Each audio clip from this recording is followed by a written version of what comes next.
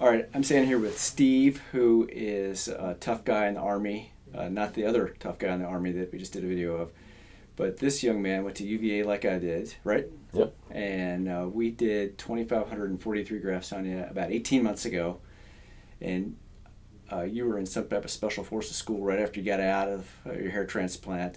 How's things been as far as your life?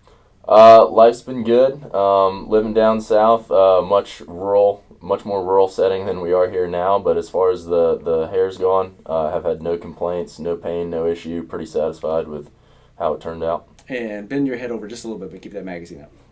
And I'm just going to touch your head. And so that looks good. I'll take some pictures here in a second. Your curse, as I told you before you did this, is you've got a limited amount of fine donor hair to work with. Yep. And until you get some gray hair, either from a woman or assignments, it's going to be a big color contrast. That all sound familiar? Yep. It's not a surprise, right? Yeah. Yep. And I knew your mother before you came in here, and your dad's got significant hair loss. And Yep. so I prepared you correctly that you're going to do this one now, and maybe down the road you'll be doing another one. Right? Maybe, knock on wood, hopefully not, but we'll see. Yeah.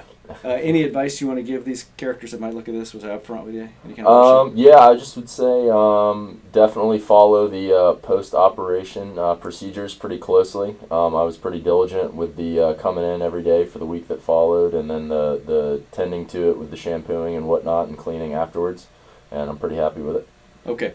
I appreciate you coming in. I appreciate your service to our country. All right.